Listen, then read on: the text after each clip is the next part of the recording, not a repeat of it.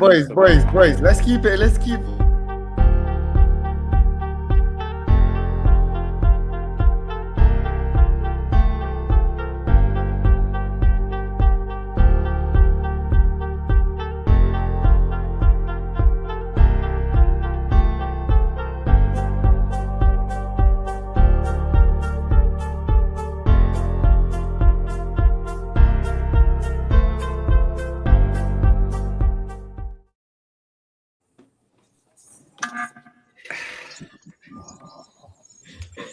Emergency meeting. Yes. Emergency meeting. Hello, everybody. Welcome back to another episode of GABOS Sports. And I had to convene the dream team. The Avengers are in the building because we've got some very important things to discuss today in the world of football. Just when we thought, we didn't have enough topics to cover with the BALON d'Or drama, with the refereeing debacles, with the scorelines, the big man's finally gone. Era's come to an end. My week has been ruined. Before we get into it, I want to introduce the panel from my left. First and foremost, we got Mr. Boots in the building. Yes. What are you telling me, people? Obviously, I had to wear the because it's the Ballon d'Or night. You got to wear the king of the Ballon d'Or, Mr. Ballon d'Or himself. So yeah, I'm ready for this exciting episode, isn't it? I'm gassed. And very fittingly contributing to the pockets of the Glazers and Ineos, we've got the one and only Gus in the building as well. All right, hello. Hello. And his arch nemesis and a man who I think is going to have a few topics to discuss with us today. Issa is back once again. I think he's joining us today from the streets of Lagos, Nigeria. From Jeddah. Oh, right. Okay, well, he's family in Same shit anyway. Well, yeah, pretty much. And last but not least, I think we all know who he's rooting for tonight. Mr. 100, from a bit of a sabbatical, from a bit of a hiatus, joins us for this special episode. Yes, boys, good to be here. This is my kind of episode, I'm gonna have to shush a lot of people, get onto a lot of people. I love these ones. I'm excited. Are we gonna put him up on the Arsenal Invincibles or no? Are we gonna let that one slide? Well, I think we're really attempt to get into that, but I think there's one story that might just be bigger than that in the world of sports tonight, and I think there's really nowhere else we can start. The Board Managers Association has lost a valuable member tonight. Erik ten Hag was given his marching orders. I'm not sure if you guys saw him in the back of the cab, hiding away from the cameras, just the crescent of his skull showing. Being important. But boys, there's really nowhere else we can start. United fans, Hus, Issa, I think we've got to start off with. Wait, before you give the floor to them, yeah. I just have some stats, of Erik ten Hag's tenure at Man United, just to set the stage, innit? So he's won the League Cup and FA Cup. If you'd only be living under a rock, because every United fan reminds you that every second of the day. He's finished 3rd and 8th. That's the worst position in Man United since 1990, last season. Man United currently in 14th position after 9 games with 11 points. Worst start in Man United history. He's beat his own record. 4 defeats already this season.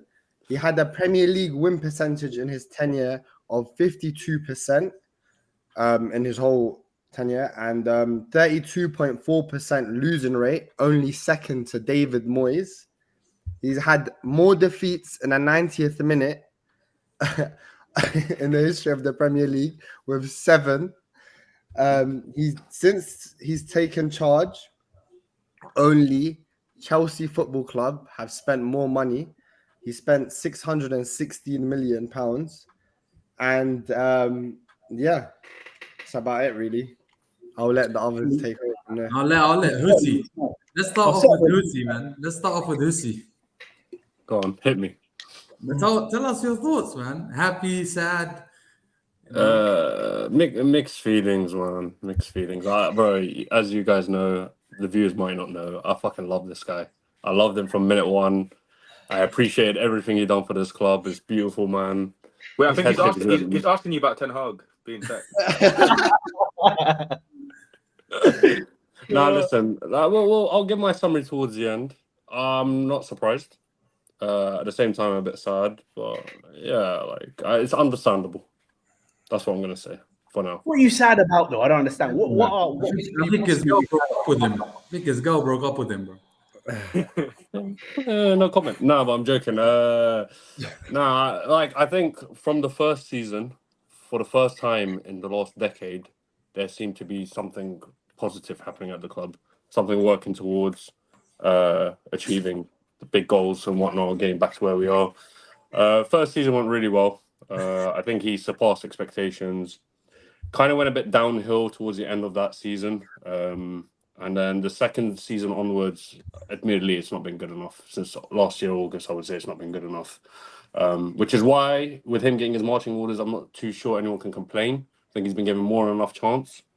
But I don't know, man. Just every manager, bar Ollie, every manager since Fergie, I've despised. I've hated them. They don't get the culture of the club. They don't get the idea. And I'm not saying Ten Hag does, but I think he's done a lot of things right that went under the radar. Not under the radar per se, just not. There's not much spotlight on it. But the negatives were just mounting up and up and up and up and up, and then yeah. First of all, yeah. Okay. You stuck to your guns till the very end. That's admirable. Even after the loss yesterday, you were like, give the guy a bit more time. Let's see if we can, it's always the darkest before the dawn. Let's see if he can get to the other side of this one and make something happen. But, bruv, let's be honest, man. It has been an absolute unmitigated car crash. Yeah. And the worst part about it all, I think, I'm not sure if you're going to... So I was saying earlier on here, I was like, you look at the list of signings, you look at the players that are currently at the club, bro. And it's like somebody's just... It's like some sort of fraudster has maxed out your credit cards and then fled the scene, bro. That's what it's like, right? What you say? You said the other managers have not got the culture of the club. First of all, what is the culture of the club? And second of all, how did he get it, in your opinion? Yeah, no, that's a great question. I mean, there's a lot of things that make United what United are. I mean, there's common things in football that amongst all clubs, but the things that impressed me most about him was basically all the work Ollie put in terms of transitioning academy footballers into our first team, and not just sort of throwing them in there, but actually transitioning them at the right time in the right manner. I think he's improved a lot of players at the club individually, but I mean, there was a lot of things he got wrong that weren't like a Man United like manager. You can't really defend. In particular? Hey, Hussey, you're saying something. I'm here, bro. I'm going crazy over here, bro. Go on. Who's he improved? Huh? Who's he improved? An abundance of players. We're going to be here too long, guys. It's not so much about. Yeah, I don't know, man. I'm going on tangents here. I think I'm just waffling at this point. What was your question? Who's he improved? Not many. Not many players. I was just sitting there trying to think about how I could waffle my way out of this. I don't think he's improved one player, by the way. I really don't. Dalot? Definitely Dalot. Yeah, 100% Dalot. I want to hear what Issa's got to say. Yeah, I want to hear what Issa wants to say. Well, before Issa goes, we have to caveat to the viewers that Issa wanted Ten Hag in before Ten Hag wanted to come to United. Just we have to caveat that one. That is true. That is true. First of all praise to the Most High. What a blessed day it is today. I have firstly, thank you for that speech, Hussey. A lot of garbage, but what I'm gonna say is, I have never hated a person. Well, I've never hated a person as much as I hate Ten Hag. I genuinely wish death upon him. I genuinely hope his plane crashes on the way back to Holland, bro. Bro, I cannot fucking stand him, bro. I cannot stand I can't stand the way he talks, the way he looks, the way he walks. Yeah. I can't stand anything about this guy, bro. And bro, I called it, yeah. I told you that this loss was gonna be the end of Ten Hag, yeah. Although I said it many times, bro, I had a feeling, bro. He just looks like a guy. He looks like a guy in, I don't know, bro. He's drowning. Yeah, literally, bro. He literally looks like he's seen the angel of death, bro, before this game. Bro, this guy, bro, oh my god. I actually have no words. I can't explain to you how I feel. But listen, everyone's asking, yeah, who's the next manager? Who will replace him? I swear to God, I don't care if we stay shit, but I just don't want him getting paid for it. I'd rather we be shit without him than be shit with him. That's literally all I've got to say. That's literally all I have to say. And alhamdulillah, he's gone. And I hope he never gets another job in his life. So listen, man, we got to talk about, obviously, first and foremost, the players, bruv. We got to talk about this crock of shit that we see right now. I think my sources have told me, I'm not sure if it's true or not, but my sources have told me that he has packed Anthony in his hand luggage.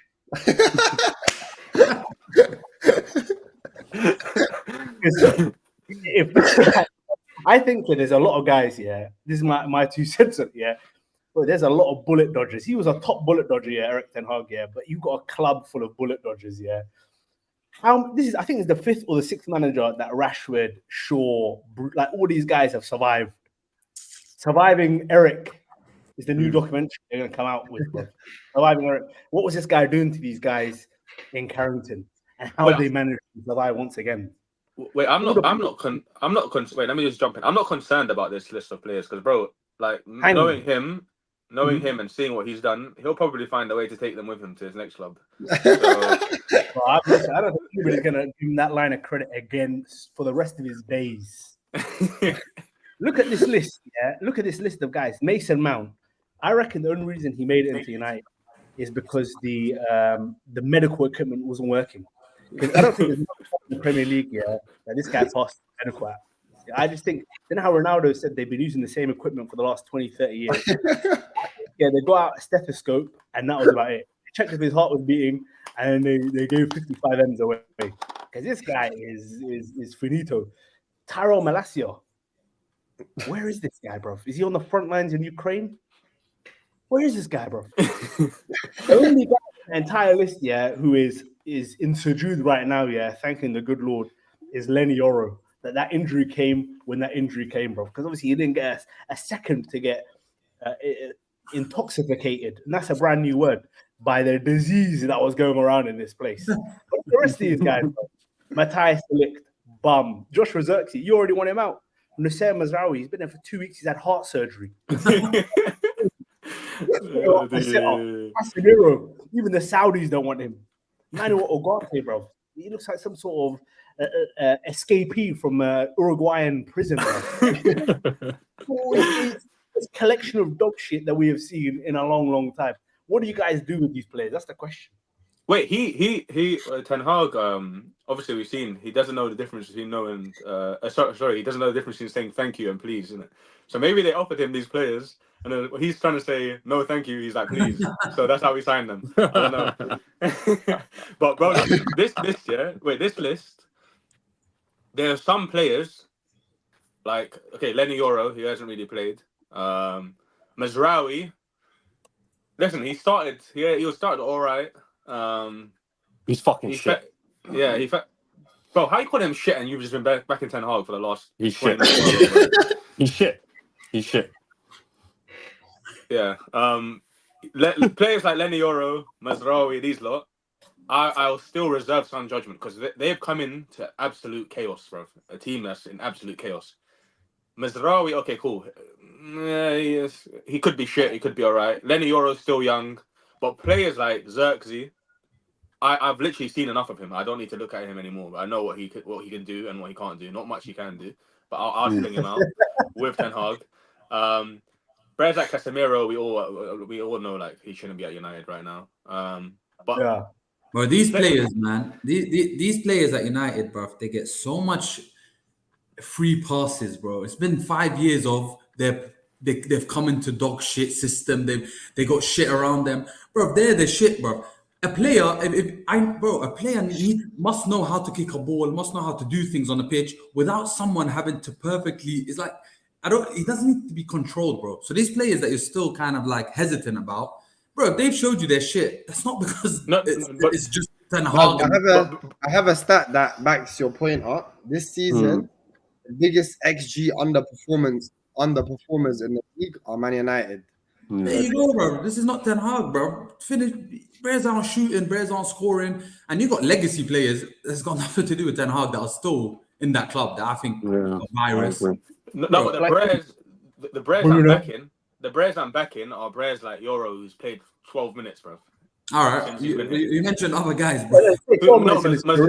Mazraoui, bro. He for what we have now. Who's a backup? Like, let's say there's a backup to Dallo, or someone who can play right back, or someone who can play left back. A player like him. Who do we have? Malacia can't stay fit. Sure, I don't know where the fuck he is, but all we have is literally Dallo. But that's the thing, bro. That's on him, bro. Sure, I don't know where the fuck he is, yeah, bro. That guy, I've been hearing that for 5 years. That guy, that guy's a problem at United. My point, where I'm getting to, yeah, you guys know. Boys, I got some breaking news. David Ornstein, Man United working on a deal to appoint Ruben Amorim as new head coach. They are ready to pay his €10 million release from Sporting Lisbon. Listen, whoever they appoint, What are your thoughts? Fuck, man, that means you're keeping Bruno, bro. Bruno's staying, man. I really like it or not. He just signed that long-term deal, man. But he's What's your thoughts, though? What's your thoughts, man? I'm not. Go on. No, I want to get Hussey's thoughts on Bruno first of all, because I mean, we know that for a very, very long time I've said the exact same thing, and my point deviated or changed once. Yeah. After what you've seen from this guy, especially yesterday, bro, 105th, 106th minute of the game, he gets it from the byline. He dribbles past one guy, and he just smashes it into Tottenham Stadium. But he did all right. He did all right first half, though. He did all right. It's not enough, man.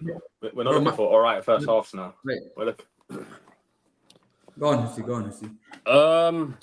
I think. Oh my god. So look, with Bruno. Yeah, he hasn't had a good start to this season. You know, there's no defending it. Okay, the deeper the guy comes into the pitch, the deeper he plays, the worse he becomes. Yeah, I think we saw his best on the Ollie when he had that free roll on the 10, and he was able to do most of the things with freedom. Basically, the opposite of what Bass saying, like not controlled and whatever. He was free to do as he pleased. That's when we saw the best of him. Now we're seeing him try and do box to box and defend and all that. I don't like it personally. I think keep him as close to the opposition goal as possible. You'll get the best of Bruno. Having said that, we don't have a sense of control in our midfield, and he is a big reason for that problem. He is a big issue with that hero bullshit, Hollywood bullshit he does. So I think he just needs a bit more control in his game, and then that whole thing. But let's focus on what Abudi just said, bro. That's a bit why the mad, fuck bro. are you talking about fucking Bruno? Bro. This is a bit mad, bro. Just got the breaking news. Because you lot are coming under the impression. You're giving us the impression that it's not Ten Hag's fault, bro. It's the players. Bro, it's gonna make no difference. I don't care, bro. I'll tell you, bro. I've said it since Ferguson. You man keep telling me this manager will do this, brother. There's players that are just not good enough. Number one, I agree, boss. Bruno, for example, we criticize Bruno. Egal hates him. Bruno's the best player for United because the field is a bit trash, bro. No, Egal, you can't. Yeah, he's right. Bro, he's the best. He's right. Trash, bro. But he's trash as well, bro. Yeah, but he's saying he's the best of the bad bunch. He's the best of the bad. So let's keep him there. New deal then. No, bro. Okay, so what? You're gonna get rid of 24 man, bro? But I'll get rid of everyone, every single player at the club, bro. Yeah, but he'll be the last. Realistic, bro. Is that realistic? No way. He will not be the last. Fast. First guy you get rid of 110%, bro. Because, bro, he's the Marcus Rashford is the first person. Yeah, both of them together, joint. Marcus Rashford needs to leave Manchester, bro. The city. He needs to leave the UK furthermore, bro. That guy is the plague, bro, in that club. How do these guys still make, bro? They built these. Go on. No, but sorry to interrupt, Baz. I'm telling you, as we speak, his editor is putting together a compilation of him doing little drills out somewhere, and at the end it's going to be like really excited to get working under Ruben, ready to give him all for the rest of the season. And then his form is going to go up. I guarantee you, whoever they're playing next, Chelsea, he's going to smash a little brace. He's going to kiss the badge, do a knee slide. And United fans are going to start going, the PR is going to go into overdrive. We got our Rashie back. We got our team back. Blah, blah, blah. He was holding us all back. Blah, blah, blah. And then what's going to happen? It's a slow motion car crash until they're taking shots from the halfway line again. Wait, let me ask my question first. Wait, what's Ruben? I want to hear, Isa, I want to hear your point. Because maybe I don't know anything, bro. Maybe I should give managers more importance. What's Ruben going to do when he comes in with this squad? Don't tell me he'll get rid of everyone as if you've seen him transform shit clubs to amazing clubs. Like, what's he going to do with the squad that he has? Well, let me interject before Issa answers, yeah? We're going to see a little bounce against Chelsea, yeah? We're going to see half an hour pressing boys, yeah? We're going to see... It's honeymoon. We're going to see a style play. And in about 3, 4, 5 months' time, he's just going to be hammering out. Just like every other United fan. Of course. Okay. And we're going to sit here and we're going to talk about managers being the issue for the next 10 more years and 10 more years after that. And so you boys realize what Bass said is spot on. We have Brez at on the books from 10 years ago, bro, from Van Gaal. Yeah, but boys, you see this, yeah, about players not being good enough and this the culture and whatever, yeah. This stems to what you always said. This under the Glazers it's the ball, bro. These guys in Ineos, yeah, you lot were gassed over them coming. I get it because you just wanted anything bar the Glazers. That was cold. What they've done this summer is nothing short of an absolute shit show, bruv. Agreed. Because they manage the club like how a fan would, bro. Everyone and their mums said, Ten Hag, get him out, yeah? They let that FA Cup skew them because if he did not win that FA Cup, he would have been sent. He would have been given his marching orders, bro. Is Hussey nodding? You wanted Ten Hag gone in summer? No, I'm processing what he's saying. Yeah. No. Then imagine, you're ready to jump. Bro, imagine you're the manager. Imagine you're an employee of any business, yeah? You, especially a manager of a football club, you know that your employer, I've never heard of this before, but by the way, a football club doing this, you know your employer is going to speak to other managers and keeping you on standby. So you know, theoretically, it's only a matter of time before you get told to piss off. Yeah.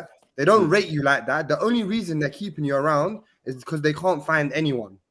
So, bruv, if that was the case, bruv, Amarim was a bit available in the summer. You're telling me they couldn't have got him before the season started. Fresh off a league title. Literally, bruv. And that tells you, yeah, whether you say the players this, the players that, bro, they gave 200 M's to my man again this summer, not Glazers, Ineos. Yeah. They gave him 200 M's to piss off, like to piss about with, and he signed so much dross that the next manager probably won't even rate. Wait, let me just say, I'll ask my two questions to Hussey and Baz, yeah? Yeah. Baz is saying there's loads of players they need to get rid of, whatever, yeah? So 2 questions. Number 1, are you saying we should have kept Ten Hag? Number 1. And number 2, these shitloads of players that we have that we need to get rid of, were they not most of them signings of Ten Hag? I'm saying 4 managers ago. Wait, how many managers has there been since Ferguson? Like 7 or 8. 7, 6. The second or third after Ferguson should have stayed, bro. Till they fixed that shit show, bro. You just change, bro. Like you said, every manager that came in wasn't like some of them big names, yeah. But they bought some deadwood and then they just handed it over to the next guy. That next guy wants to do something big, like, oh, big signing, I'm the man. Brings in some dead guy, and then 1 or 2 years later, has signed 5 man, gives it on to the next guy. Bro, it's not going to solve anything when man comes in now, bro. No. What do you mean no, bro? The proof is there, bro. They can't get rid of Luke Shaw. Bro, wait. Let me finish. Wait, let me say something first. The managers that we got rid of, the managers that we got rid of, where are they now, bro? Where are they? Where's Mourinho? Isa, 1 second. Better than Ten Hag, bro. I got a super chat, yeah, from AA, and he has said in quotation marks, I can already see a style of play in 30 minutes. And that was from Ralph Rangnick's first game as Man United manager against Crystal Palace in a game you drew 1-1 or 0-0, I think it was. So you being the chief instigator in this conversation, yeah, and sticking to your same rhetoric that you've been sticking to since David Moyes, you need to pipe down, bro, because I think you and Ineos have the exact same philosophy. You're a bunch of retards with some money in your pocket and no clue what you're doing. Bro, wait. I have a question. Who makes the decision at a football club on what the strategy is? Like, what are we doing? Are we bringing in new players? Are we getting rid of Deadwood? Are we trying to build up again? Who makes these decisions? A new position we filled in now. I actually know the answer to that question for Man United. Do you remember in the 2010 World Cup year, there was Octopus that predicted all the scores correctly? Bro, be serious, bro. Be serious. United signed the Octopus for 100 M's. No, genuinely, bro. Genuinely, that decision. That guy. That decision needs to be made. That decision. We've hired that this summer, but yeah, but you know what I don't get, yeah? They say they did that, yeah? Yeah, what did that guy decide, bro? All they fucking did is do the same thing that they've been doing before. They just signed a bunch of Dutch guys, bro. They just signed whatever this guy wanted. So I don't No. I believe if you've got a manager, if you've got a manager in place and you're gonna back that manager, you have to let him do his thing. If he's shit in the end, he's shit. If he's good in the end, he's good. Bro, I don't agree with that. Bro, you don't give it, bro. You know when you, bro, in life, yeah, you bring someone on, then he proves it to you in your own company, and then you do that. You don't give him something like Ten Hag, whatever he proved in the Dutch league, bro. He doesn't come in and spend millions like he spent. Do you know why this happens? I think it happens because United want to keep that identity of like, we get the superstars, we get the most sought after players, which is a bit poisonous, bro. Anthony was never worth that much. All these players, bro, you can shake your head all you like, bro. It's happened time and time again. They need to drop there's a bit of pride involved. That needs to be dropped. They need to look at the shit show that's happening, get rid of accept where they are, bro. I don't want to hear you next week, bro. Next season comes, predict the top 4 finish. Shit like that, bro. If this is what you've been doing, though, and you've been complaining about, you're saying you need to back the manager and give him what he wants, yeah? Bro, your past 7 managers have got... That's the problem of Man United. The owners, the board, they don't know how to say no, bro. They give these guys everything they want, and then when they get what they want and they're not good enough, the next guy has to deal with that shit. And it's just a long... Bro, look at Arteta, yeah? For example, Arteta from the jump, he didn't get what he wanted. The club and him, they have to come to a medium. You have to prove, bro. Now, he's proved... Okay, some people are going to say he hasn't done anything, but he's proven that he's good enough to have a say in what he wants. The Pep Guardiola, for example, there's only a small selection of managers, yeah, that are afforded that favor, bro. You can't just come in, yeah. Bro, I agree. Why do we even Pep doesn't? I agree with what you're saying. I agree with what you're saying, but I'm saying if a manager like Ten Hag comes into United, bro, you're signing this manager on what you've seen of him, yeah. He's had his own style, whatever. You have to give him players that fit into that system. You can't shove Ronaldo and De Gea down his throat, bro. If he doesn't want them, if they're not going to fit his style, you're going to have to move them on, bro. But I'm not saying he gets to sign any player he wants unchecked. Nah. He did. I agree. Listen. There's a difference. There's a difference, in my opinion. If you were a second or third in the league, yeah, like Liverpool, Arsenal, and they're bringing in the manager, and the manager's sort of proven, and the club wants to win the league. Then you're like, you know what? Here's the money. We trust you. Do that. You have this push, like spend whatever you want this season and win the league. That's different to a man that he wasn't going to win no league, bro. And he's buying players. He's buying big ticket players that the best teams in the world should buy, bro. Like that's the issue as well, bro. No, we're buying wash. This is the problem with United's transfer strategy, yeah, and it kind of money-wise. I mean money-wise, by the way. This is what links into what and I said it to you guys years ago, yeah. Like United have gone from a club where they sign players who they know their best days are going to be at Old Trafford to players who they 100% know their best days are never going to be at Old Trafford. They got the name brand value, but you knew from the jump, Casemiro was never ever gonna make the Man United part of his career. I hated that signing, bro. You know, Schweinsteiger, Di Maria, Falcao. Di Maria is probably an odd one because he was still a world-class player, and either side of his career was world-class. But there's been so many players. Varane, these guys you just knew their best days are never going to be at Man United. They're going for one last payday. Yeah, but they're going to sell shirts. The Ronaldo one, even though like Piers Morgan, those wankers are going to be saying, oh yeah, he was right in his interview about what was going on. The problem is much more deep-rooted. It's a cultural problem. Yeah, guys not willing to work. But that's irrelevant now. That's irrelevant now, bro. If I'm Ruben Amorim, yeah, no, this is relevant. If I'm Ruben Amorim, this is what I'm doing. Yeah, tomorrow morning I come to training. Yeah, the first thing I do in the kitchen, ceremonial sacrifice. I'm nanking up Rashford, bro, in front of all the other players. Let them know what time it is, bro. You get someone and be like, listen, now this guy's dead. Now you understand. I'm not fucking around, bro. This is not no game. And I mean that in a metaphorical sense or a literal sense. You can take it how you want. But you got dashing away. Some guys, you sort of, here's your money. Get the fuck out of here, bro. And then everyone else will realize, these guys aren't messing with Arsenal, yeah. And I hate to keep using it as a reference, but the fact that they're willing to pay out 350 grand wages and just to fuck off out of it, get out of it, we don't want you here, it sends a very powerful message to the rest of the group. They're not taking no more shit. There's no more free money being spent on bum. So if you're the United ownership, we've spoken about it for years, bro. Their refusal to realize their losses. Everything's unrealized losses. The refusal to realize losses is what's held them back from the beginning. Yeah, they've had to re-sign bums to retain value. We will retain the market value. You heard Phil Jones the other day when he was talking to Rio Ferdinand. This guy couldn't walk, bro. His girlfriend was helping him to the training ground. When he was doing he was still getting given new contracts. It's crazy. They gave him a new contract, bro. This is nuts. A 5-year deal as well. Way of dealing with business. It's not even the Glazers. The Glazers are too retarded to know about football. But even when they're winning the Super Bowl and shit in America, it's a much more deep-rooted thing. It's like, oh, we got to hold on to it's like a fucking episode of Hoarders, bro. But Rashford is a big problem. But he's not the only problem. Most of the squad, I'd say 95% of the squad need to go. They need to follow Ten Hag out the door, bro. So that's what Bass said, and you disagreed. No, but I'm just saying. I'm not saying that. I'm saying these players need to go, and also the manager needs to go. It's not that the manager's immune from going, bro. He's fucked. He should have done much better with these players.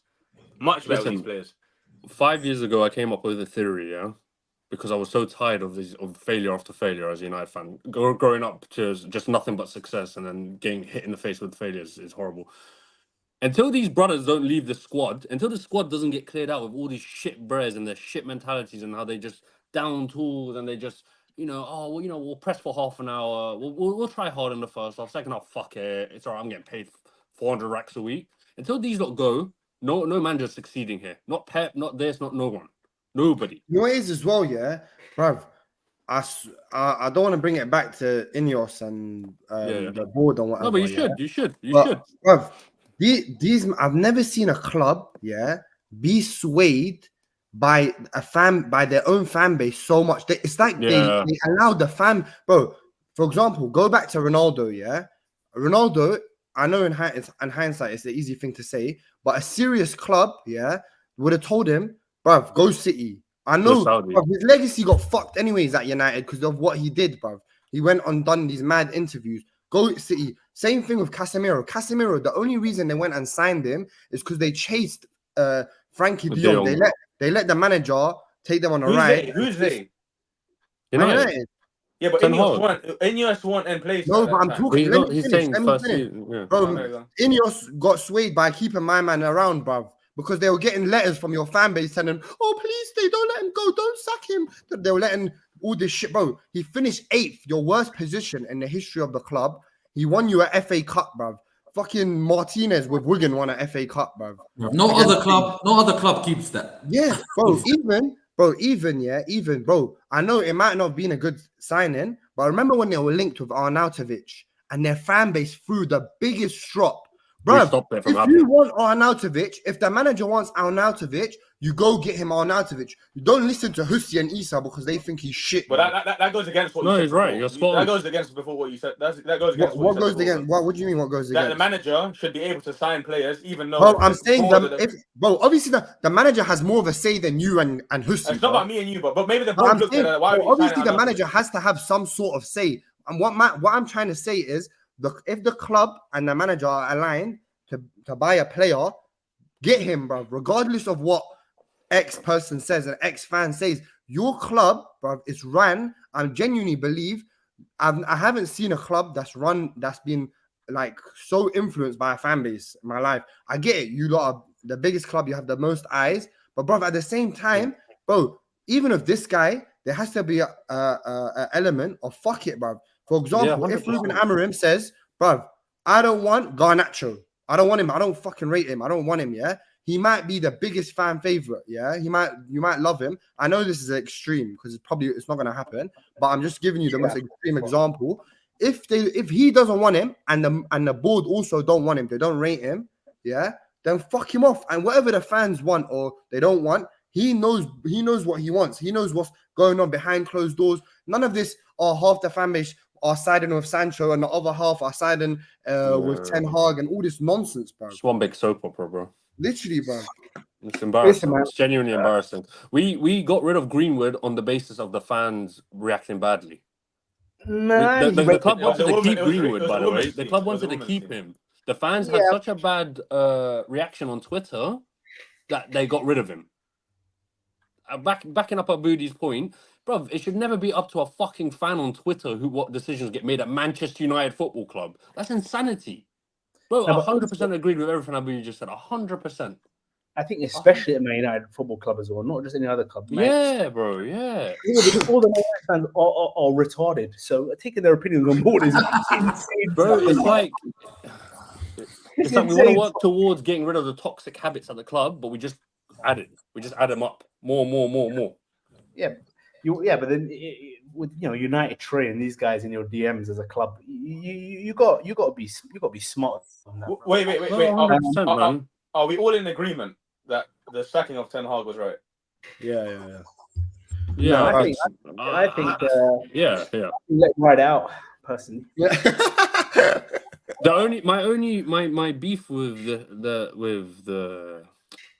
My beef with the sacking is the new managers won't change much. Yes, a lot of things can change for the better. Yes, a lot of things need to stop that are happening on the Ten Hag. Absolutely, we can be here all night talking about his mistakes, but this ain't gonna change nothing. You know what's fucked?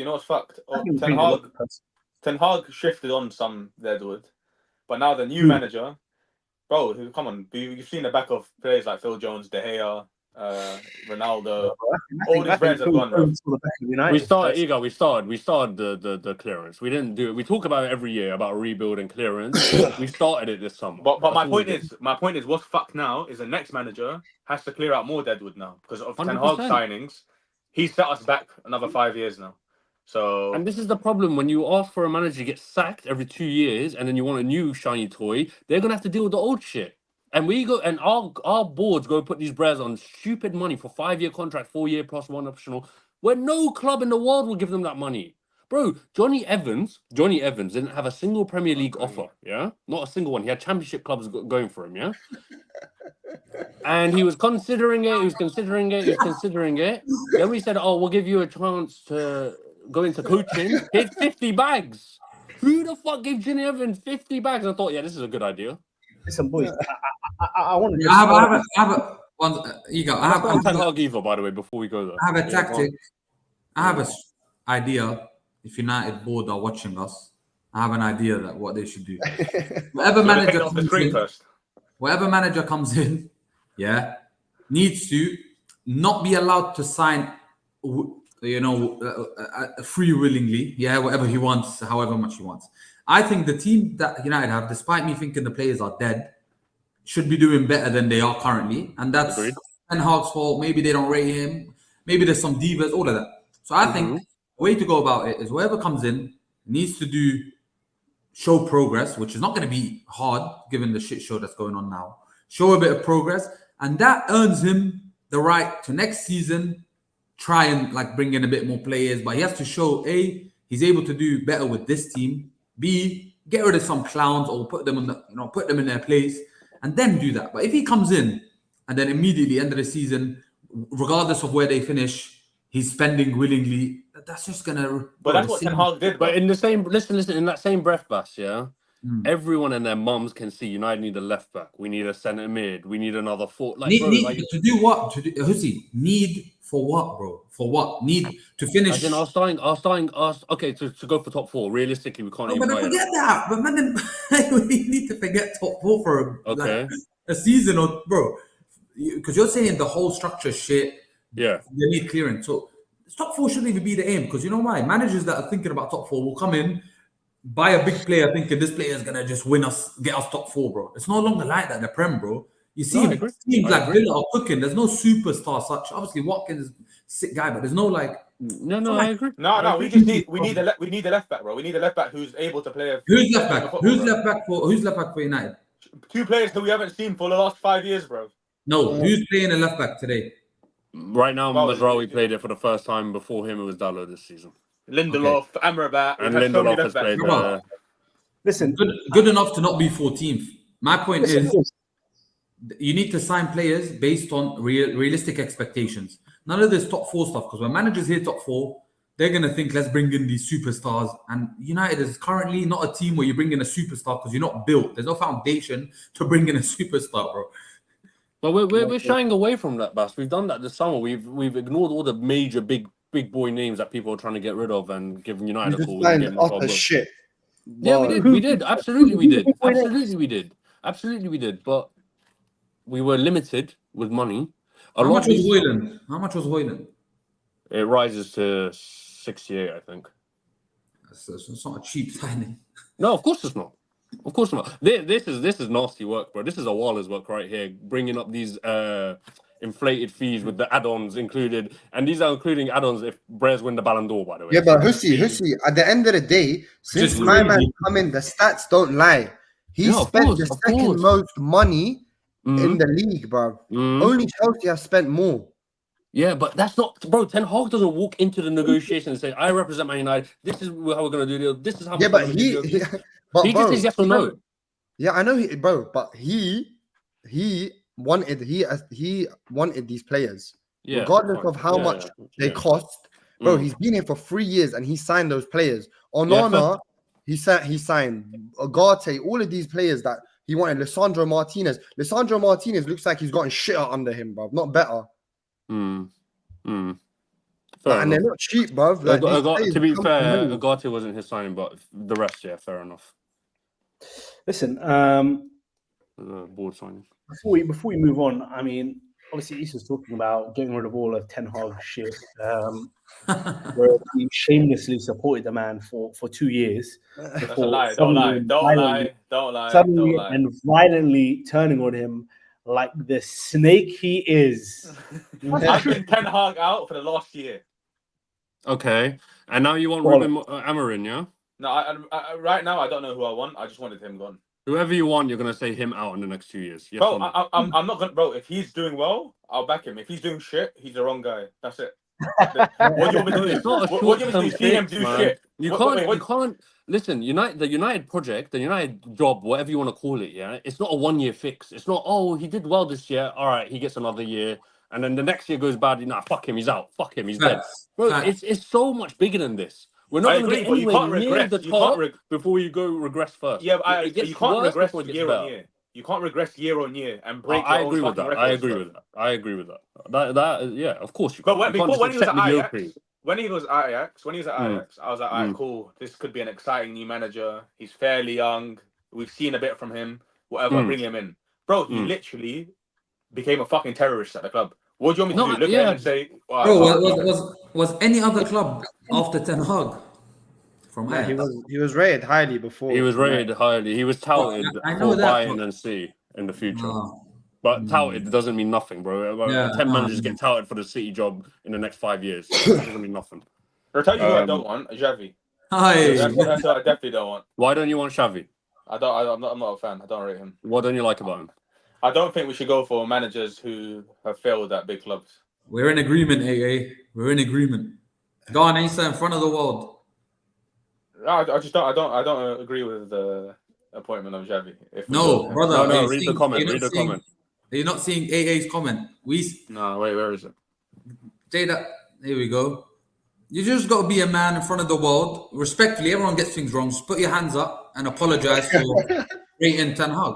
Nah, honestly. So I'm one of the first. Yeah, hands up. I'm Keep one of the the first hands people to up. call that I want Ten Hag. Put your hands up, man. He did Put it, your I'm right? putting my hands up, bro.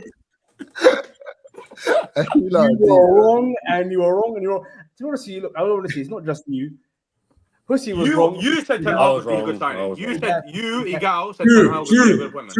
I did as well. Yeah, bro. Well, once upon a time I did, bro. We're not even in 2018 anymore. So Hey, Let me man. ask you It a wasn't question. 2018. I Igal, was the only guy that said nothing's gonna change, and nothing. Igal, let me ask you a question. when he came to United, bro, I wasn't like, oh my god, this guy's gonna fucking revolutionize the wheel. You know, you said You actually might have said I'll that. get up. You actually might have said a that. class appointment. Well, listen, You get said some it was a proof. good appointment, Igal. You said it was a good appointment. Boys, at well, I mean, most.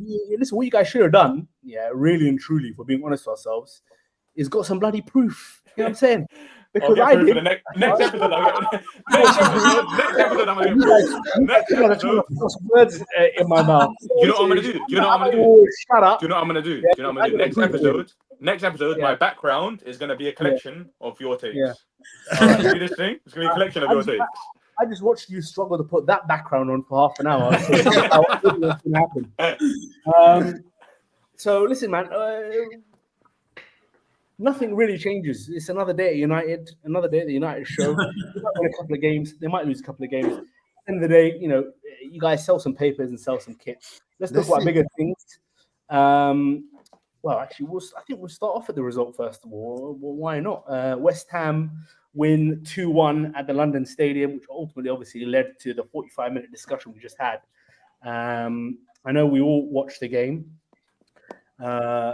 Do you guys think, by the way, before we move on, do you think Garnacho and Kobe Mainoo found out the news while they were paying for extra baggage allowance at Luton Airport waiting for their ride? He's at the Ballon d'Or ceremony. Why is he at the Ballon d'Or ceremony? I missed that entire part. Why are they there? Mainoo and Garnacho. Mainoo and Garnacho. Why are they Golden Boy Award. Garnacho Again, why are they there? Yeah. Goodness gracious. He's nominated, isn't it? Bro, that list you sent me, Budi, you sent a list earlier. There's some wild names, bro. Like That's Ballon d'Or. No, I know. Yeah. I know, but even Palmer 10th, or like who's 10th? Is it Palmer? Or No, that was Waffle. He actually finished 25th. Okay. Yeah. Go on, Ballon d'Or ceremony. What a shameless bum. So let's talk about the actual United result, boys. You guys watched the game, United fans. I'll start with you, Hus. What did you make of the actual match itself? Well, this is going to contribute to the fact that I don't think anyone can complain if Ten Hag gets sacked, because we are only capable of playing one good half of football game at the most, maximum. And that's what we saw on Sunday. We saw him coach a very, very good first half.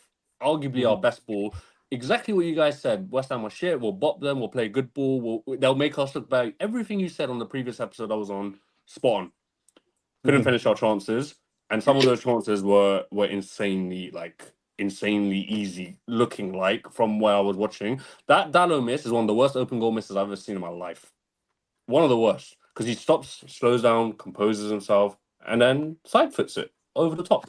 Garnacho should have had 2, Bruno should have had 1, Højlund should have had 1. We should have had 5 in the first half. We should have had 4 in the first 20 alone. So, unfortunately, the game comes to that ridiculousness that we're going to get onto in the second half, but we should have been out of sight before then, and that's on the players. That's not on Ten Hag, that's not on Van Nistelrooy, that's not on someone's mum, that's on the players not being able to do the bare basics in front of goal. You think Van Nistelrooy was undermining or sabotaging Ten Hag during his tenure? I would if I was him. Like maybe subconsciously, yeah. But there's been clips of them visibly going at it on the bench, like arguing with each other, discussing tactics, arguing. Boys, I can't hear it. But boys, who makes the decision at United to no longer allow Ferguson to be involved? Probably Ineos. Cool. That needs to be made as well. Because wasn't he the reason Ronaldo even came in, bro? They've already made that decision. It already got announced. Yeah, they They're gonna announced give him it a last salary week. anymore, bro. Yeah. Oh, is it? What Ferguson? What did they do? They just He's took off him the off he's the off the pay. books now. Yeah, they took him off. All right, He's not all right. ambassador. Listen, man, we've cooked United enough. There's more. There's some other exciting news that came out today. Some rumors. So yeah,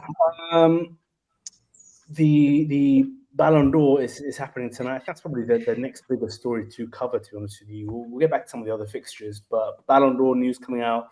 Up until yesterday, the news was that it was in the bag for Vinny Jr. And then rumors start to break that a man in crutches would be picking up the trophy tonight. I will start with one Mr. Baz, because obviously, as you guys can see, I don't know, is that him? That's Garnacho. Wow. That's a Primark suit. Well deserved. Well deserved. It doesn't even look like it fits. We'll start with Baz on Rodri, allegedly picking up the first Spanish player since Luis Suarez in the 50s to win the Ballon d'Or. Deserved or not deserved? Cool. Firstly, I wouldn't be surprised if he doesn't end up getting it, bro. Some corruption, Vinny ends up getting it, whatever it is. I won't be surprised. However, what's that? Yeah. What's that? No, Closer. Mal picking up Vinny. Yeah. I've seen that. Accurate. Yeah. For me, the best player in the world for the season that this Ballon d'Or's for at the time was Rodri. We can hate all we want. For me, he was the best. Here we go. Brother. Carry on. Make your speech.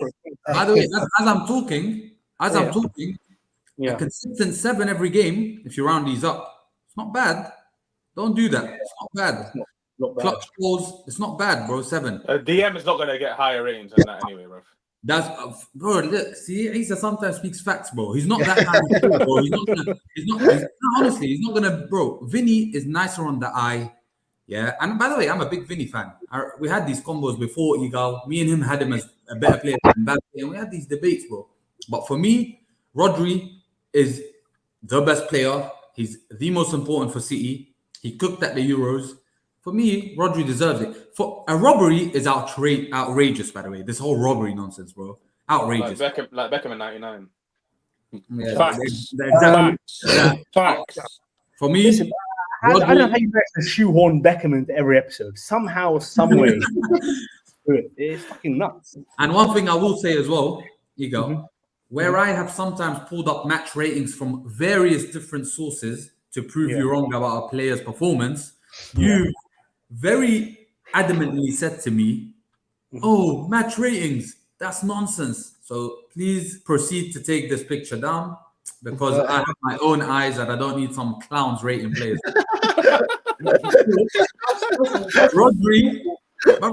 Rodri was, in my opinion, the best player. Unfortunately, he's injured now. I think he'll not be the same, I have a feeling. However, deserved, can't be a robbery. I'm unhappy for Vinny. You know, I don't want him to be sad and all that, but hopefully he gets it next year. But for me, I'm more than happy if Rodri gets it. Listen, man, you know what? I'm going to be honest with you. You're 100% wrong, okay? If it was last season... I could have seen that coming. Yeah, if it was last season when they won the treble, I could have somehow plausibly seen how he did it, yeah? He scored in the Champs final. You know, he did this, he did that. Wonderful, yeah? Not even remotely mad at it. But this season is nasty, nasty work. It is not only is it another sign in the increasing list of signs that the game is actually finito, yeah? I need to stop watching it and just reminisce on Premier League years. But it doesn't even make any logical sense, bro, because the guy wasn't even nominated for the Premier League Player of the Season. So he's not nominated for the Premier League Player of the Season, but he's somehow the best player in the entire world. That's absolute baloney, bro. Yeah, but yeah, we know that announcement was a fugazi. That award was a fugazi, bro. I'm pretty sure you man were cussing. You man weren't rating it, bro. Exactly. I'm still not rating it, bro. Yeah, so. Well, get a dusty slideshow out here, bro. No, I just got to put it in, bro. I just got to put it in. He was not nominated for the. Okay, but he was player of the tournament at the Euros, which I know you don't rate international football, but it's not how Igor judges football, my friend. That's not how life works. All right, how about this then? He was subbed off at half-time in the Euros finals. Oh, yeah. Just randomly he was subbed off. He wasn't injured or anything. Listen, mate. So we're doing it. We're doing the ESA Ballon d'Ors where Ronaldo R9 is still winning it today. So if you play, he'd win everything. Bro. If you play and cook the whole tournament, but you don't play second half of a final because of an injury, that undermines every single thing that you did in that tournament. Listen, but Ruiz was better than this guy in the Euros. And that's cap as well. That's cap. It was a stinker and hooked, and they played their best football in the second half. Listen, bro, I'm telling you, I don't rate international football, but I watched it. I don't listen to Arsenal players when it comes to Man City players. Please respectfully accept that from me. Budi, I'll listen to him, but especially let me talk. 150 passes against Burnley. That's your acid test. Let me talk. RODRI hate from Arsenal players is the most biased hate. Arsenal fans, is the most biased hate a player gets. And I understand it. You man think he's a dickhead. He wins fouls. He fouls guys. He doesn't get carded. I've seen it. We can pull up the receipts. RODRI hate will not be tolerated. Respect the game. That's all I'll say. He's pound for pound. Thank you. Yeah, I agree with that. Thank you, Hussey. Bro, Arsenal guy. Beauty not so much, but Igor, bro. He just, he still thinks about when RODRI cooked last year and Arsenal just missed out on the Prem and he blames him. He blames him. They don't have any Ballon d'Or. How about just win? What do they know about Ballon d'Or, bro? What? What do you lot know about Ballon d'Or and top achievements, bro? Fucking nothing, bro. Bro, they know we're both talking like the past here, yeah, but nobody clings on harder than you. You cling on, yeah. I have something to cling on to, but we don't. Jeremy should have won that, and we all know it. Should have, would have, could have. I didn't give a shit. First of all, I didn't give a shit about the Ballon d'Or, yeah. Second of all, yeah, this 99, David Beckham, Ronaldo, hey, you're living in the past, mate. You're living in the past. Right now, what you're dealing with is dog shit after dog shit.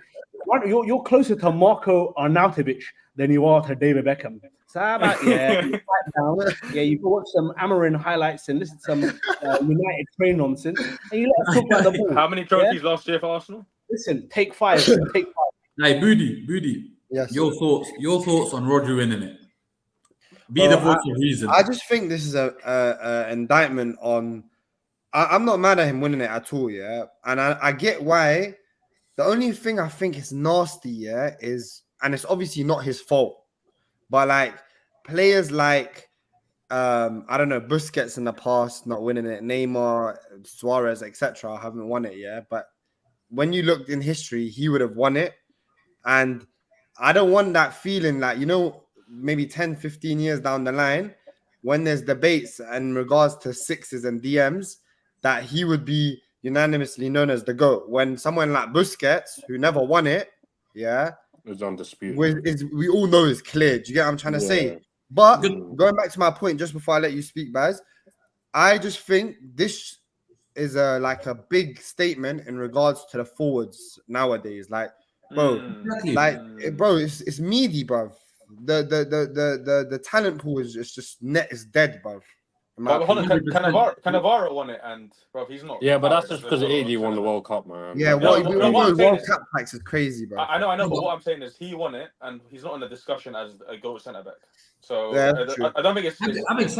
Having said that, whilst I can agree that Busquets is unanimously better, I'm not even. I wouldn't say RODRI is the GOAT, but I'm not mad that RODRI is up there amongst the best to do it. In his peak, for me, RODRI is one of the best to do it. But to your point, it's relative to the players, bro. So, Busquets and them, man, were competing probably with a much... Bro, the forwards back then were serious brothers. Yeah. Nowadays, even that fake list that you sent, Mbappe will find himself up there. What has he done to be up there this season, bro? Yeah. That's based on reputation. How much has Vinny bagged? How much did Vinny bag last year? He's 14 in the league. Sorry, go on. Bro, I was going to say, yeah. He got a hattie against Barca in the cup final. He got the brace against Bayern Munich in the Champions League semi-final. You're right. That's why stats don't matter. he bagged in the final. We're not talking about stats, bro. We're talking about decisive moment. I'm saying, brother, Isa said how many goals did he score? Budi said 14 in the league. And that's why I said stats don't matter because I've watched Vinny and I said, me and you agree, bro. Vinny's better than the best player, Mbappe. So I'm in agreement with you. Bro. Who won it last season, by the way? Messi. Who won what? Messi. Oh, yeah. But listen, do you know it's for me? Yeah, I get why if I was Vinny, I would be heated because I would believe that I should win it. Do you get it? Like he is a worthy. Like if my point is, if Vinny won it, I wouldn't be like, oh, this is bullshit. But at the same time, I get he's a CDM and they don't usually win it, so it's a bit of a shock. Yeah, but Real Madrid knocked him out. Yeah, but bro, they knocked him out on penalties. That if you look into the context of these things, yeah, bro, what did Vinny do in that game to knock them out? Bro, what did he? And then okay, you don't want to talk about internationals, but bro, you have to tell Brazilian fans they don't give a shit about Copa America. Vinicius Jr. did not turn up for his country, bro. Whereas international has to count. count. One game, bro. It's not a final. You lot just said, oh, the final, bro. He was the player of the tournament. There was X amount of games he had to play in, bro, to win the tournament, bro. Like it's not just he played one game. All right, bro. They probably didn't need him against England, but they definitely needed him against Germany, bro. Yeah, the final wasn't against Germany though, man. Yeah, but the semis were, and if they didn't win it, they would have got bopped out. You don't just find yourselves in the final in the tournament, bro. You have to get there, Ego. Someone mute AA on the comments. No, by the way, that comment of AA is facts though, bro. It's absolute facts. What's facts? Well, at this point, the one you read, bro. What's facts? The one you read. At this point, it's indisputable. By the way, Budi, he got 2 assists against City in the quarters. So I'd pipe down, mate. But it does put Rodri ahead of Scholes all time in the rankings. Bro, they didn't need the Ballon d'Or for that, bro. Huh? They didn't need the Ballon d'Or for that. No, I agree. Different times. Different times.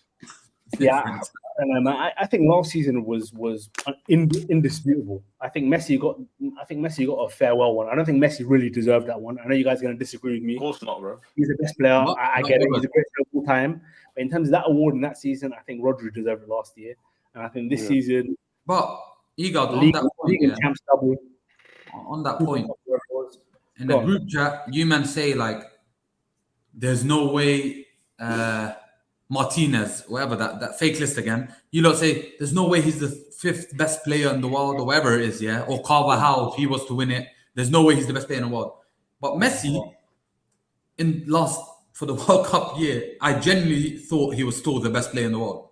Whether like he had the stats or the performances or whatever league he was playing in, what he was doing, I think he cooked in the World Cup. And I don't know why you don't rate international tournaments in terms of judging. If a player cooks, by the way, international tournaments, especially Argentina and Brazil and these big nations that fucking, bro, they'll kill you if you don't play well, yeah? That's high pressure moments. You have to show up. You have to do things for you.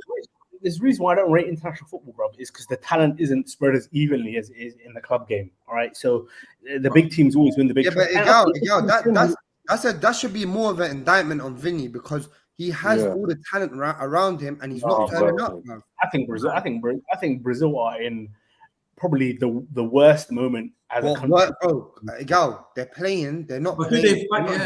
They're not exactly playing, bro. He's got the same amount of goals as Martinelli in triple that amount of games, bro. He sucks for them, but he sucks for them. He absolutely sucks for them. I'm not disputing that. I'm saying as in terms of just if we're looking at the games they played for Real Madrid last season, I think he did enough personally. All right. But at the end of the day, it is what it is. And you guys talking about Messi deserving it. Messi right now is probably on talent alone still the best player in the world. It's just that he wants to doss about in Miami, do blow and bang hookers, bro. It is what it is. But the game moves on. You've got to reward other guys. And I think also think a guy like RODRI getting the Ballon d'Or, it just further cements where the sport is heading as a whole, bro. I think it's such a good thing for the sport, my friend. There's no more freebies, bro. You don't just automatically get it because you're a fun player, bro. RODRI, who had a freebie then? Tell me who had a freebie. Who had a freebie? Shall I tell you I'm one saying- thing, though? I'm saying, Go on, yeah, just fine. quick one, Moody. I'm saying it's no longer about just the exciting players, bro. Football is not just about excitement, bro. You got to do your job to an exceptional level. And Rodri is the best at his position. He's been the best at his position. So you can't just give it to Vinny because, oh yeah, he plays at the front three, and out of those guys, he's the best. That's not how it works, bro. I like this. I even want more midfielders, more defenders to win this shit. This is not an entertainment award, bro. Bro, do you know who the biggest winner is? Who? With Rodri winning it, Kylian Mbappe, bro. Yeah. Because now he's not getting shown up by his colleague, bro. Even Messi saved him by not letting Haaland potentially win it the last one, bro. Yeah, Literally. That's why I think ultimately the person who is behind the late change from Vinny to Rodri was actually Perez, bro. I think. Bro, now that you said that, I want Vinny to win, bro. I want Vinny to have one up on Mbappe. Oh, listen, man. Speaking of which, okay, let's. I think that's a very nice segue, bro, because we're talking Vinny, we're talking Mbappe. Both were in action this week, and probably the biggest fixture of the weekend in a historic beatdown at the Bernabeu. They lost 4-0 to Real Madrid, and bro, if you type in Mbappe on Twitter tonight or yesterday even, bro, it's death threats. It's get out my club, it's get out my town. The fans have soured on him exceptionally quickly. Who watched the game? What did you guys make of it? What are your takes? Booty, let's start there. I'm not gonna lie, because I was with the other two, and we only got to watch the highlights because we were watching the UFC. But I caught the extended highlights, and I read a lot of tweets. I know at half time, Barcelona did have a lot of chances, but it was still 0-0. And I heard the introduction, Rafinha had a big say in it. But we all called it, bro. From the last episode, we all said, but Real Madrid are gonna get trashed. And bro, Mbappe had ample chances that he should have put away. Vinicius, the one that should have won the Ballon d'Or, he didn't turn up. If we keep it a buck, he was anonymous in the game. But bro, I just feel like the midfield, the main thing with the midfield, I mean, Igal, you touched on this last week. That's where they lost it, bro, because it looks like Barcelona have controlling type midfielders, like they have technical midfielders that can keep the ball and whatever. And then Madrid have the PMP midfielders, but they don't actually play football, bro. If you know what I'm trying to say. Well, they got a guy, the worst guy I know, just made a great point. Yeah, and it was Rants, bro, and he called him Bellini Black Tomine, bro. He's been called him yeah, and that's Bellingham. Jude Bellingham, who everyone is saying I think is currently ranked third on the Ballon d'Or rankings tonight, bro. He's been so bad this season, man. The PR's been amazing, right? And I flip-flopped on my takes on him. I can't lie to you. I have to be fully transparent with you guys. There was times where I was a prisoner of the moment, being swept away in all the hype. But then when you look at it in the cold light of day, and you listen to this guy's explanation, the guy is a trash footballer. I mean, I did say this. He's a moments player, but in terms of the actual, you come up against a guy like Pedri one-on-one, yeah. That he's gonna lose that fight 100 times out of 100. I don't know if you guys agree with me, but his technical ability got put on full display for the world to see. And I agree with Manny, by the way, that Madrid were better in the first half. Completely agree. In the first half, but when it the players started to get a bit tired, they were getting a little bit leggy, and the game stretched, the gaps in the Real Madrid midfield became enormous. And it's the one team you can't do that against is Barcelona. But we got. It felt like watching Man United, man. Honestly, bro, just wide open in the middle. Transitional game for them. Yeah, very transitional game. It was a game of 2 hours. Flick's got them cooking, bro. What can you say? He's got Lewandowski looking like he's 25 years old, bro. Bro, that's it, man. Flick in the wrist, man. He's whipping sign up. And I was gonna say, man, a brace from that man Lewandowski, who has rolled back. I was shocked when you guys said, was he 36, 38? 36, yeah. I was shocked as well. unbelievable. I think he might be playing as good as he played under Pep at the moment, bro. The system just suits him perfectly. Rafinha, who got, I think, the 4th goal. Yamal, who got the 3rd goal. And honestly, Real Madrid are lucky not to concede 1 or 2 more in the dying stage of that second half. It looked like they're down a little bit. I imagine they bring in Haaland, replace Lewandowski. Oh. That's what it's looking like. I don't know where they can find the money. They better find it somewhere, bruv. That's a very interesting point there from Samedech. I agree with that statement as well. He did come on in the second half, and he was looking a bit. He was very good. Shout out Ten Hag. And Madrid's goalkeeper was absolutely honking. Bro, some of those goals were ridiculous, bro. Looning. The second Lewandowski one, bro, it felt like a FIFA glitch. Even the Rafinha chip was a bit odd, bro. Bro, very. Even the finish. Didn't Yamal beat near post as well? Yeah, from range with his weaker foot. It was yeah. It was some very, very suspect goalkeeping. Yeah, very suspect goalkeeping. But I think it's is it a 5-point gap now between Barca and Real Madrid, which usually means the title's already over, in my opinion. Abudi, I wanted to send you Ancelotti's quote after the game because it was actually quite Ten Hag-esque. I thought you'd appreciate it. He goes, I did see it. Yeah, I can't. He goes, the last time Barca beat us 4-0, we won the Champions League and La Liga double. Yeah, I saw that. Yeah, he's tweaking. But genuinely, but you know, when you've won like 5 Champions Leagues and like it kind of has a different hit to it, innit? 100%, man. Bro, no one can get on to Ancelotti. Yeah. He's like Jiddu, bro. But yeah, boys, should we pivot to the biggest game of the Premier League on the weekend? Yeah. Before we get into it, I'll just give you, obviously, if you don't know the score, I don't know what you're doing watching this pod, but finished 2-2. There's some post-match facts. Arsenal have failed to win back-to-back Premier League matches for the first time since New Year's Eve in 2023, when we lost to West Ham and Fulham. They've also failed to win 2 of the 4 home league games they've scored first in this season. They've won 2, drawn 2.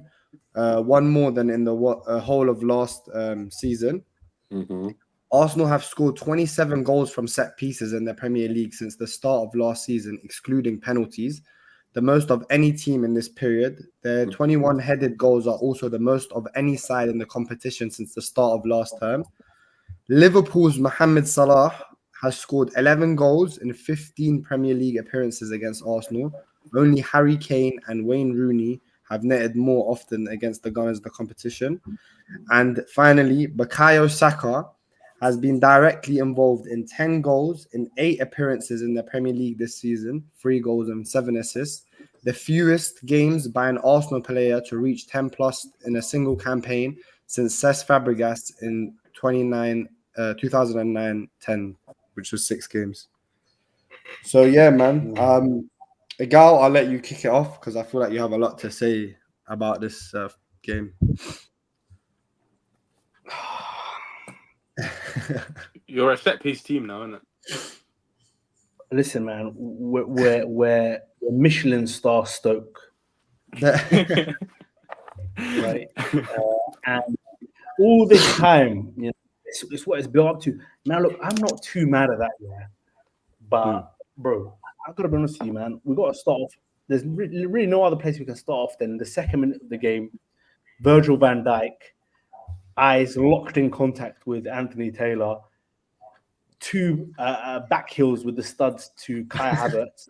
The referee looks at Van Dijk and he says, "I saw that. I saw you." That's what he said. "I saw that. I saw you." Turn away and just walk off. I was thinking to myself, absolutely. We know exactly what we're going to see here. Then he proceeds to just cock up every decision. He fucked up decisions for Liverpool. He fucked up decisions for Arsenal. I'm not even saying it was like a one-sided, I want these guys to lose. This guy was just shit for everybody, bro. Yeah, it was a pure chaos situation.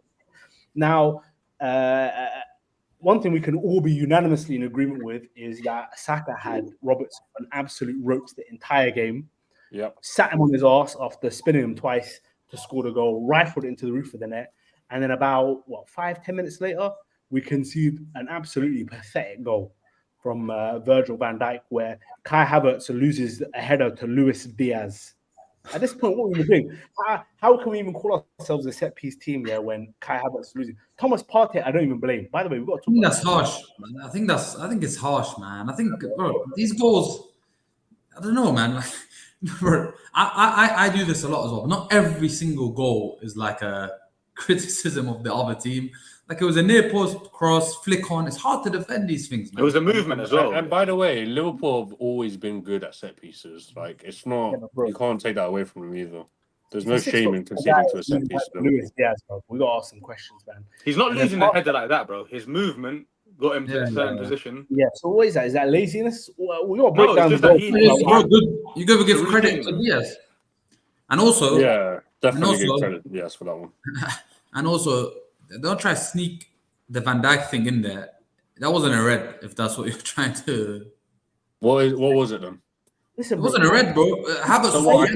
You can just start kicking Brez off the ball, and that's violent conduct, and that's a free game. Boys, all right, to the GABOS audience, Hussey hates Liverpool more than he hates anyone in the world. Bro, it doesn't matter, bro. Rules are rules, bro. Let me can I talk? You gotta have some manners, bro. Havertz was yanking on his shirt. Van Dijk retaliated with a bit of a kick. It didn't smoke Hazard. There wasn't clean studs contact. Havertz kind of acted, which is he's right to do so. I'd say maybe a yellow, but definitely not a red card. You have to consider the game, the status of the game, and all these things. Why do we have to do that? You do though. You do. Point, no, this point, whether you like it or not, brother, whether you like it or not, refs do that, bro. In finals, I know, but I don't understand it. Let's bet because 5 minutes into the game. They don't do it for us, bro, because they literally said last season. This was their reason last season when you just said. When Kovacic got sent off last season, he didn't get sent off last season. What happened to him? I don't know what keeps happening. When he didn't get sent off, he goes, "I didn't send him off because of the size of the game. I didn't want to ruin the game." And that's fine. That's fine. And then when it comes to us and our players getting sent off, don't be a victim. Don't be a victim. It's not about being a victim. It's just, bro, I just want one set of unanimous rules. But there's no such thing, bro. It's a subjective. There's no such thing, bro. There's a human being.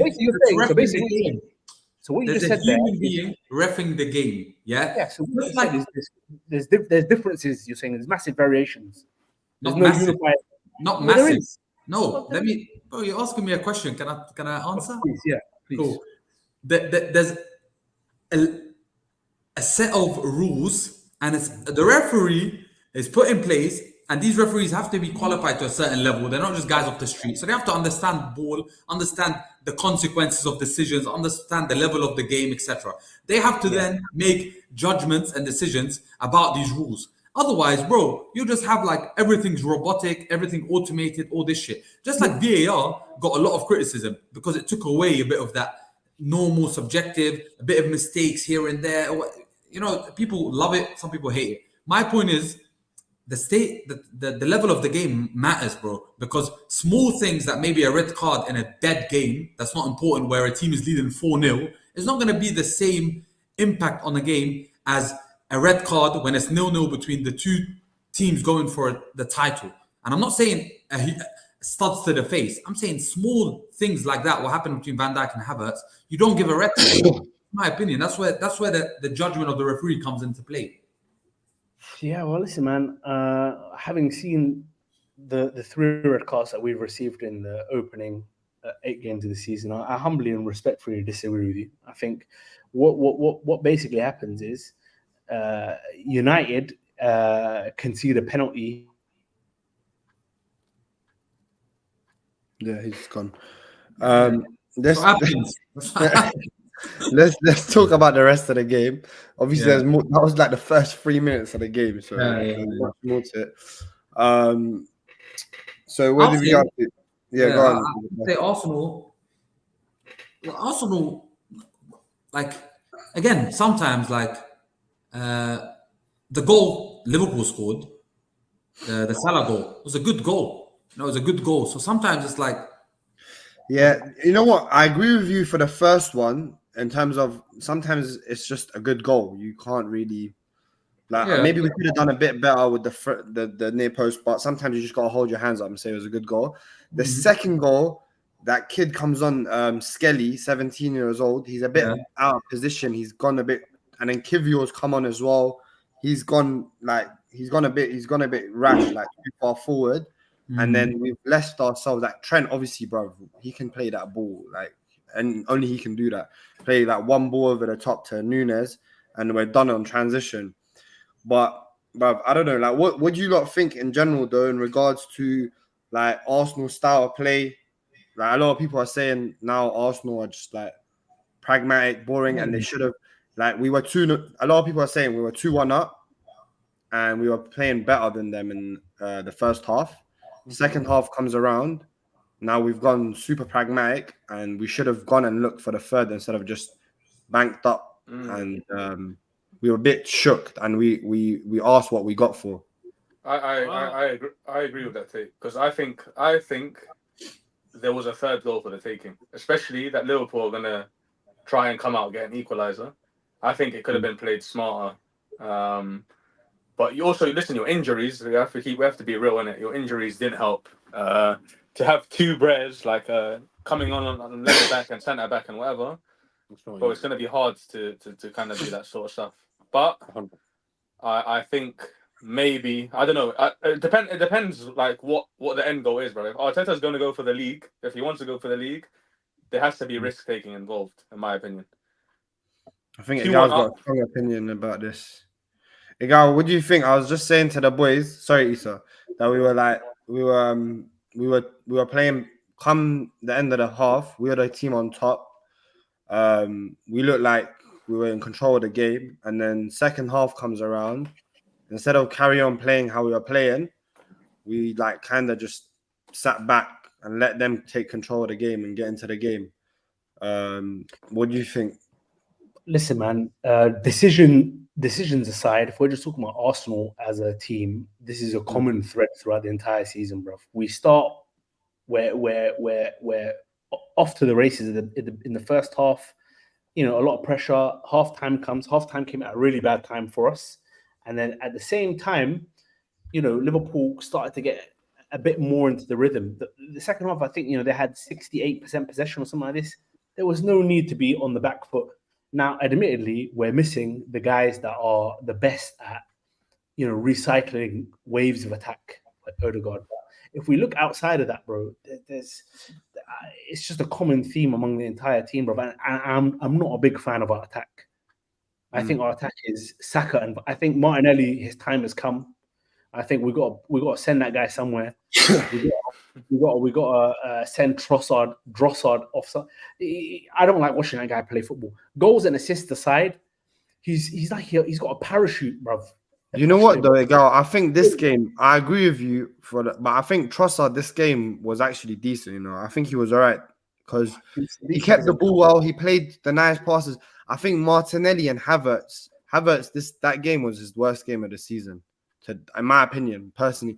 Because if we're gonna play the game, yeah, where you sit back, yeah, and soak up pressure, the guy up top, he's got to make it stick, bruv.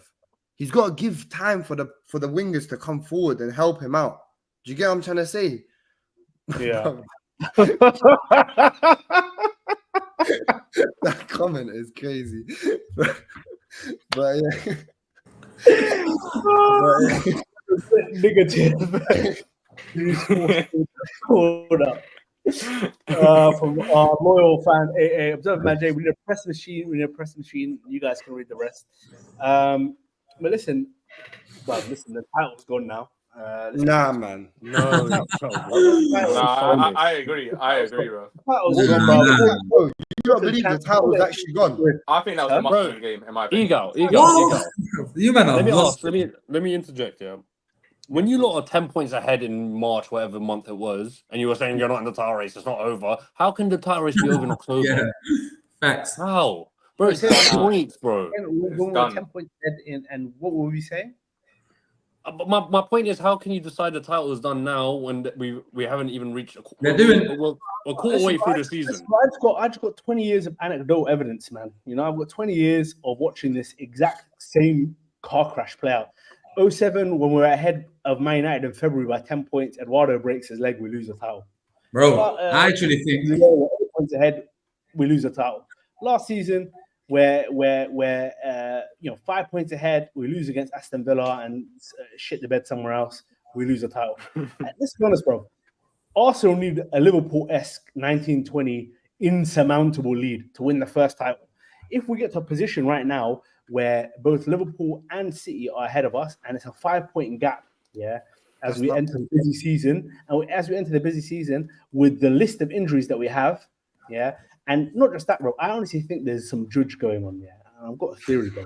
Because I think that what's happened is Thomas Partey has gone to a witch doctor, and for his own fitness, he has cursed everyone else on this team, bro. Somehow, some way, this motherfucker couldn't finish a half against the Carabao Cup opposition, but now he's playing 390s in 9 days, and he's right back with the most tackles, with the most interceptions, with the most smiles on his legs, and everyone else, Titanium Gabriel, bro, Saliba, all these guys, Odegaard, are falling apart, bro. There's some now. Look, it's a combination of this and the fact that this is my gut feeling, and Baz gonna disagree with me 100%. Football, for me, I see football and the WWE as the same thing. It's the WWE, bro. It's scripted. The results are decided. The title's handed out. It's whoever pays the most money to the refs. And there's no other way to watch it, bro. When you watch the sport, and you see some of the decisions these guys are making, even to the last second of the game when Gabriel Jesus won a corner and then they gave it to Kostas Simicas. The Szoboszlai doesn't jump for the header, and Kiwior does, and then he just waits. He sees that if the play develops, the second that Havertz decides to chip it, he blows the whistle. How do you want me to look at these things? That was a foul, bro. Listen, if it was a foul, then I don't watch the sport anymore. Then I don't even watch it anymore. Let's just turn this into it wasn't a foul. It wasn't a foul, but Havertz handballs it. That's what put my heart at ease, because I was heated, because that's never a foul. When he won, it wasn't a foul. Handball is a foul. No. It wasn't a handball. That was a Wasio, bro. He didn't want to challenge for it. It wasn't a foul. Back out of a challenge like that. If that challenge happens in the middle of the park, it's not a foul. But if that challenge happens and it leads to a goal, it's a foul. This is again. That's not how fouls, bro. That's not how refs do it, bro. It may be a soft foul, but it led to a goal, so he calls it. That's the main takeaway, bro. No, he didn't give it for that. We're saying about Kiwior. He gave it. He didn't give it for that. He gave it for Kiwior winning the header. That's what he gave the foul for. Okay. But both ways. I think that's also a foul because it leads to what, Kiwior? You think it's a foul? No, Baz, he's weak there, man. Bro, you look at Szoboszlai. Wallah, I already can't stand him there. Some little pretty boy. Just, bro. Even Odegaard would fight for that duel, bro. He crouches like a little sneak before he's not even. It doesn't look like he wants it at all. He didn't want it, bro. And do you know what's nasty about it? Not one Liverpool player called for it. Yeah. Everyone played on. But the only thing that keeps my heart at rest, they would have VAR checked it. They would have seen clearly, bro. I don't know if it was a handball. It was a handball, bro. It's clear, man. It's clear, bro. The ball, the direction moves off their arm. But wait, so go back. They have to give it for that reason. So go back to the title. I generally think the title's gone for Arsenal.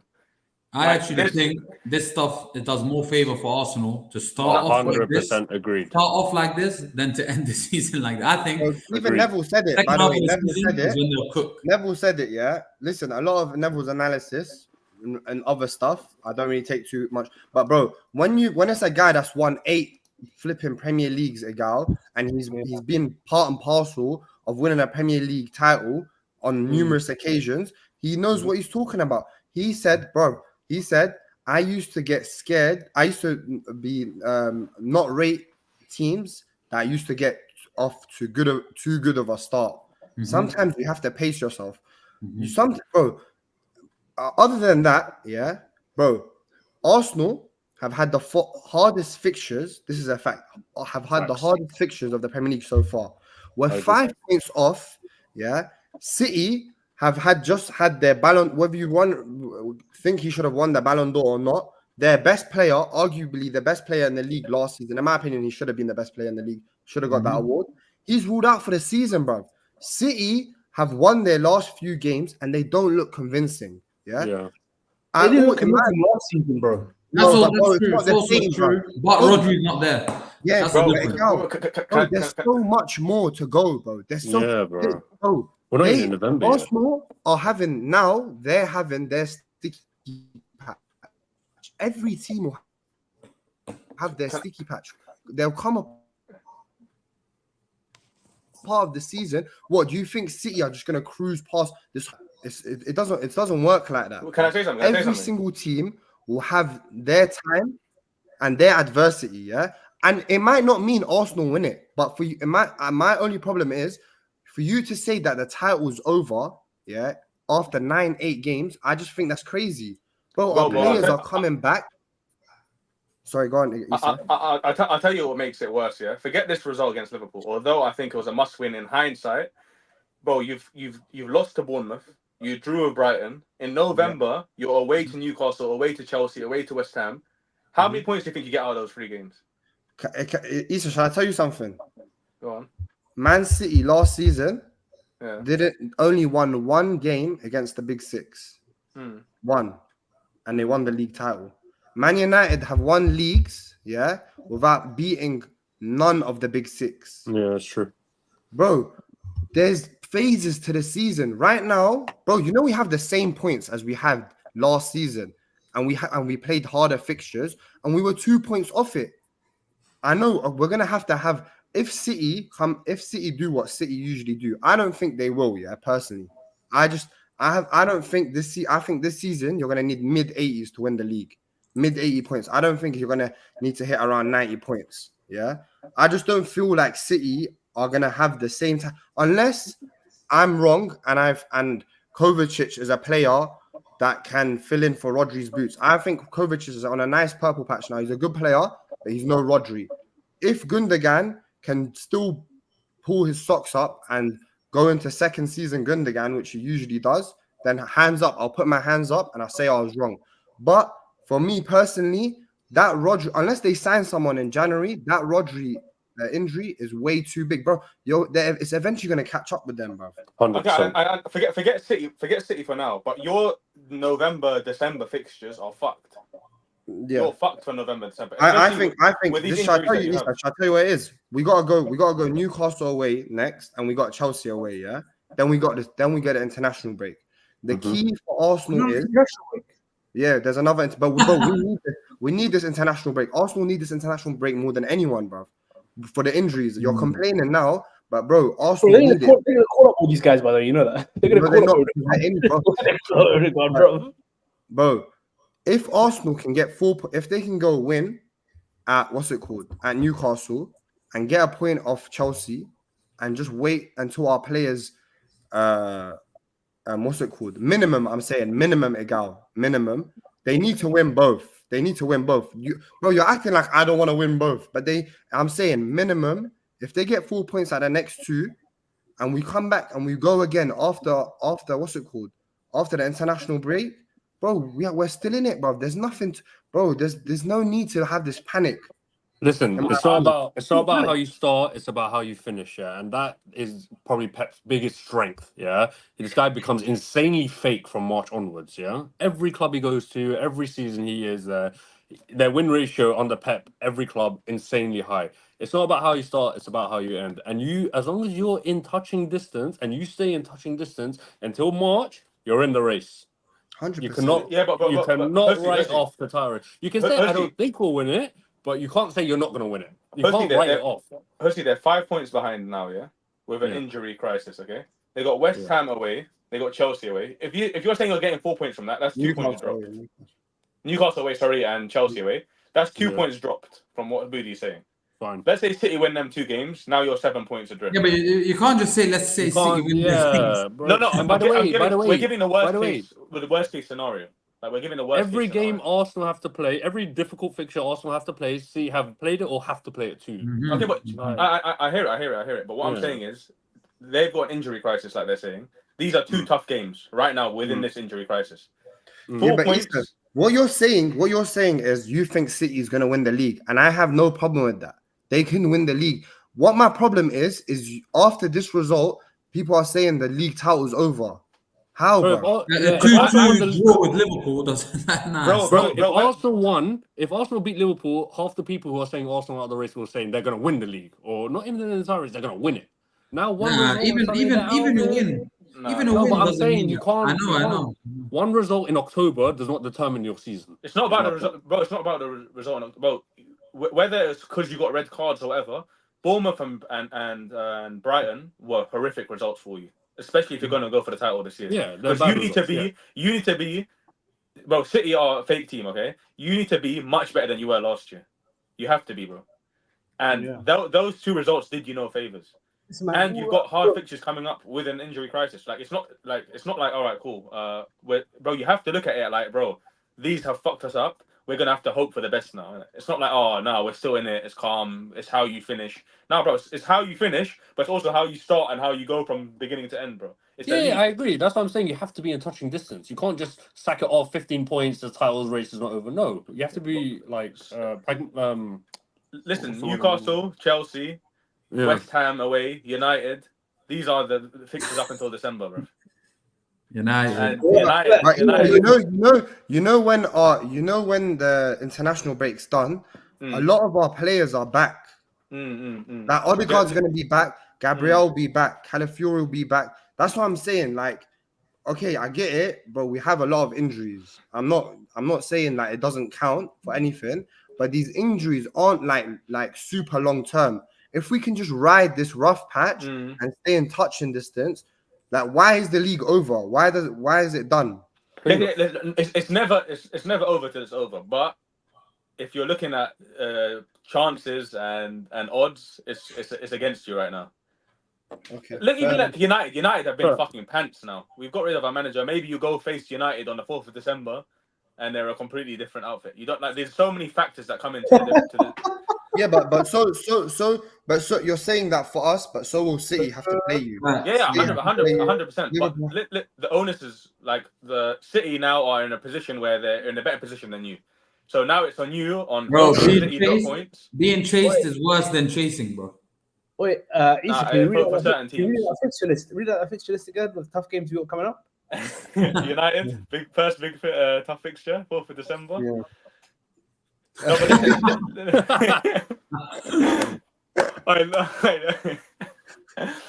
Listen, boys. Look, final point from you. It's a final point from you. No, I was gonna say, like, listen, tough fixtures for City, like you said, tough fixtures for Arsenal.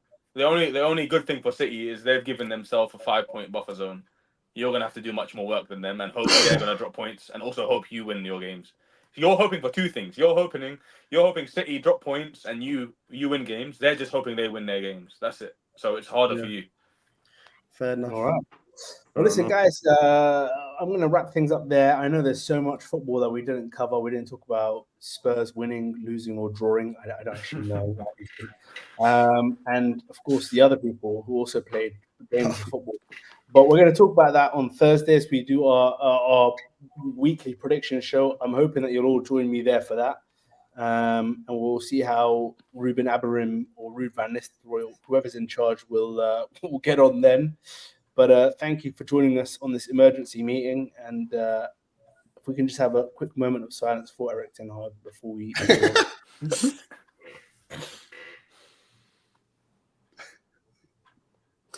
Right, bye, everyone.